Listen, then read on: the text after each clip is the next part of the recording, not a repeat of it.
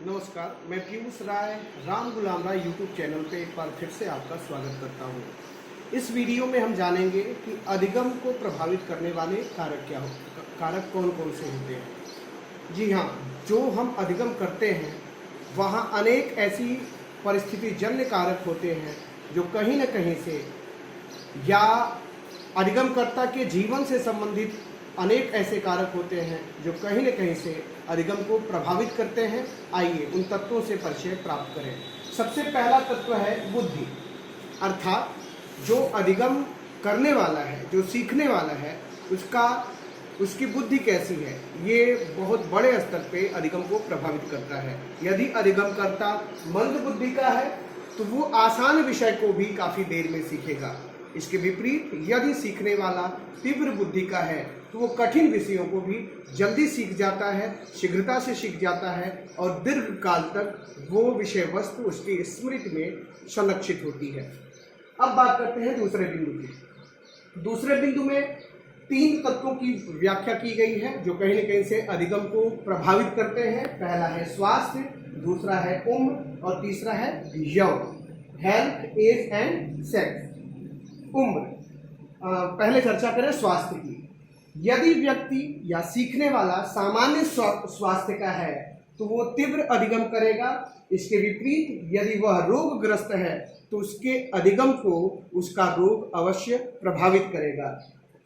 इसी प्रकार उम्र की बात करें तो यदि बच्चा शैशव अवस्था का है तो उसका अधिगम किशोर की तुलना में काफी मंद होगा। यदि वो बाल्यावस्था में है तो भी किशोर की तुलना में उसका अधिगम कम होगा, तो उसको हम सामान्य की संज्ञा दे सकते हैं। और यदि एक किशोर अधिगम करता है उस विषय वस्तु को तो शिशु और बालक की तुलना में कहीं अधिक तीव्र गति से अधिगम को संपन्न करेगा। अब बात करें यौन या सेक्स की, तो इस संदर्भ में गिलफोर्ड महोदय ने सन 1952 ईस्वी में बताया कि लड़कियां लड़कों की तुलना में किसी भी पाठ को अधिक शीघ्रता से सीखती हैं।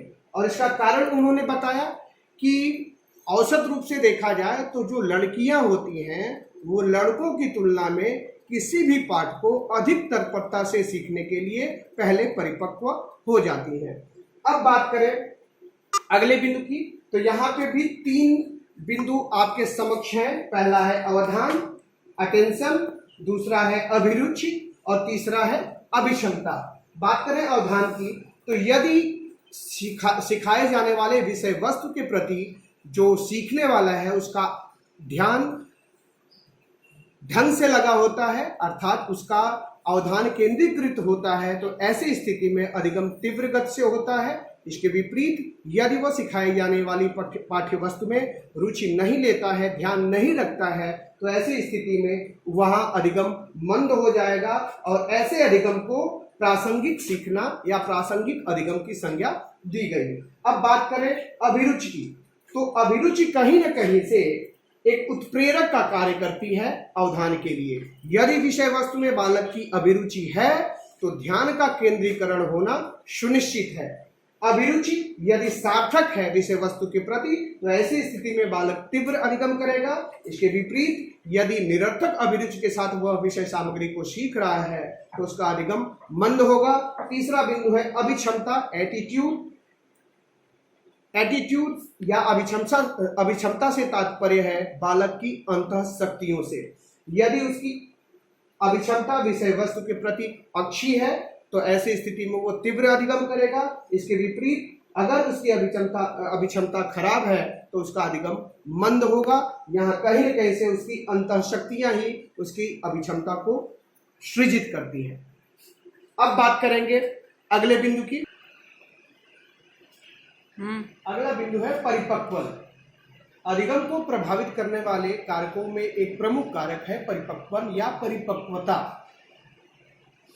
इससे तात्पर्य है कि जो सीखने वाला है उसके शारीरिक और मानसिक अंग कितने परिपक्व हैं। यदि हम किसी बच्चे को ककहरा सिखा रहे हैं या वर्णमाला लिखना सिखा रहे हैं तो यहाँ ये आवश्यक हो जाता है कि उसकी हाथ की अंगुलियां और उसकी मांसपेशियां जो हैं हाथ की वो कहीं न कहीं से परिपक्वता के स्तर को प्राप्त कर ली हो। अगर ऐसा नहीं होता है तो उसके द्वारा अपनी कलम को ग्रिप कर पाना और सुंदर अक्षरों में लिख पाना काफ़ी कठिन होगा। इसके बाद हम चर्चा करते हैं अगले बिंदु की, जो है अभिप्रेरणात्मक एवं संवेगात्मक स्थिति की। देखिए, अभिप्रेरणा को स्किनर महोदय ने अधिगम का सबसे बड़ा राजमार्ग बताया। Motivation is the super highway of learning, ऐसा स्किनर महोदय का मानना था। तो किसी भी अधिगम में अभिप्रेरणा का विशेष महत्व होता है।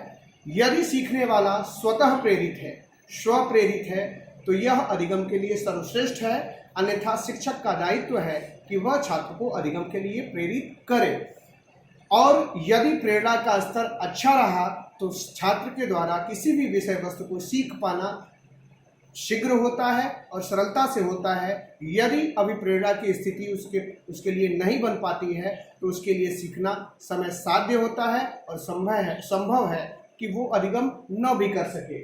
अब बात करते हैं संवेगात्मक स्थिति की। अभिप्रेरणात्मक स्थिति पे चर्चा हो चुकी है, अब बात करें संवेगात्मक स्थिति की। यदि बालक की संवेगात्मक स्थिति अर्थात उसे किसी भी तरह की चिंता या तनाव न हो, तो ऐसी स्थिति में अधिगम शीघ्रता से होता है और विषय वस्तु को छात्र बहुत जल्द सीख जाता है। इसके विपरीत यदि वह संवेगात्मक तनाव की स्थिति में है या चिंता की स्थिति में है, तो ऐसी स्थिति में अधिगम उसके लिए दोषाध्य साबित होता है। अब अगला बिंदु है सीखे जाने वाले पाठ का स्वरूप। बहुत महत्वपूर्ण पॉइंट है कि जो सिखाया जाने वाला पाठ है उसका स्वरूप कैसा है, वो किस तरह का है। इसके 3 बिंदु हैं जिससे आप इस बिंदु को अधिक स्पष्टता से जान सकेंगे। जो सीखे जाने वाला विषय है उसकी सार्थकता क्या है, क्या वह जो अधिगम करता है वह उस विषय वस्तु को अपने लिए सार्थक पा रहा है या निरर्थक। यदि वह उसकी सार्थकता अपने अनुकूल पाएगा तो ऐसी स्थिति में अधिगम तीव्र गति से होगा। यदि वह उसको निरर्थक पाता है तो ऐसी स्थिति में अधिगम मंद गति से होता है। दूसरा बिंदु, विषय की लंबाई। जो पाठ है उसकी लंबाई क्या है, यह भी अधिगम को प्रभावित करता है। यदि पाठ अधिक लंबा होगा तो अधिक प्रयास में अधिगम संपन्न होगा, और यदि पाठ कम लंबा होगा तो ऐसी स्थिति में कम प्रयासों में ही अधिगम की क्रिया को संपादित किया जा सकता है। विषय की कठिनाई स्तर, यानी जो अधिगम कराई जाने वाली सामग्री है उसका कठिनाई स्तर क्या है। यदि कठिनाई स्तर छात्र की योग्यता एवं क्षमता के अनुसार है तब तो अधिगम शीघ्र होगा और सरल होगा। इसके विपरीत यदि वह उसकी योग्यता और क्षमता से ऊपर की चीज है तो ऐसी विषय वस्तु को सीख पाना उसके लिए काफी कठिन होगा। अब बात करेंगे अगले बिंदु की। अगले कारकों में नाम आता है सीखने की विधि का। जी हाँ, जो अधिगम सामग्री हम अधिगमकर्ता के समक्ष प्रस्तुत कर रहे हैं उसको हम किस ढंग से सिखा रहे हैं, ये भी काफ़ी महत्व की चीज़ होती है। अक्सर हम देखते हैं कि व्याख्यान प्रणाली की तुलना में करके सीखना प्रणाली को अधिक महत्व दिया जाता है। इसका कारण ये है कि व्याख्यान प्रणाली में जो अधिगम प्रदान करने वाला है उसका अधिक महत्व होता है, और करके सीखना विधि में जो अधिगम करता है उसका अधिक महत्व होता है, और वो स्वयं करके अपने व्यवहारिक अनुभव के द्वारा सीखता है। तो वो अधिगम काफ़ी पुष्ट होता है और काफ़ी अधिक समय तक जाता है। जैसे कि सीखने की विधि के द्वारा यदि बच्चा सिर्फ स्मृति स्तर का अधिगम करता है तो वो सिर्फ तथ्यों को रटेगा। यदि वो बोध स्तर का अधिगम करता है तो वो तथ्यों को समझ कर सीखेगा। इसके बाद यदि वो चिंतन स्तर पे उन तथ्यों को सीखता है तो वो चिंतन के द्वारा उन तथ्यों को समझेगा और आत्मसात करेगा। निश्चित तौर पे ये प्रणाली उसके अधिगम में सबसे उत्कृष्ट भूमिका निभाएगी। अब बात करते हैं अगले बिंदु की, जो है शिक्षक की संचार क्षमता। शिक्षक की संचार क्षमता, हम जानते हैं कि एक शिक्षक का सबसे बड़ा गुण होता है सार्वजनिक संभाषण की योग्यता। उसकी पहचान होती है उसकी वक्रोक्ति कला। तो यदि शिक्षक सुस्पष्ट शब्दों में छात्र के समक्ष विषय वस्तु को संप्रेषित कर पाता है तो ऐसी स्थिति में वह विषय वस्तु उस छात्र के लिए बोधगम्य होती है, तो अधिगम अधिक प्रभावकारी होता है। अगला बिंदु है सूचनात्मक पुनर्निवेशन या इंफॉर्मेशनल फीडबैक। इसका आशय ये है कि जो शिक्षार्थी हैं उसके अधिगम प्रयासों के परिणाम उस तक पहुंचाना, अर्थात उसके सीखने के प्रयासों की सूचना उस तक पहुंचाना।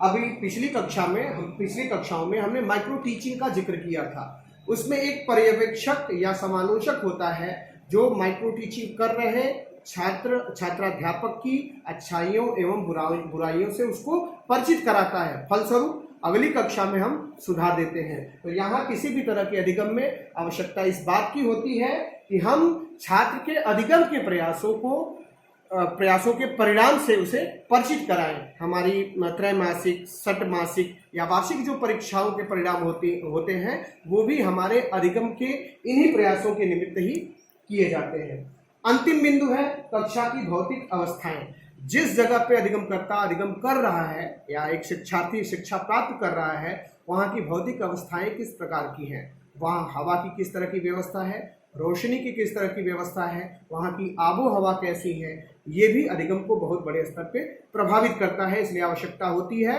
कि हम भौतिक संसाधनों से युक्त कक्षाओं का संचालन करें, साथ ही साथ कोलाहल से मुक्त कक्षाएं संचालित हों, ऐसी हमें व्यवस्था अपने संस्थान में करनी चाहिए। तो ये रही अधिगम को प्रभावित करने वाले कुछ प्रमुख कारक जो कहीं न कहीं से अधिगम को प्रभावित करते हैं। अगर इन कारकों को ध्यान में रख के हम कक्षा और विद्यालय का संचालन करें तो निश्चित तौर पे अधिगम कहीं अधिक प्रभावकारी होगा। धन्यवाद।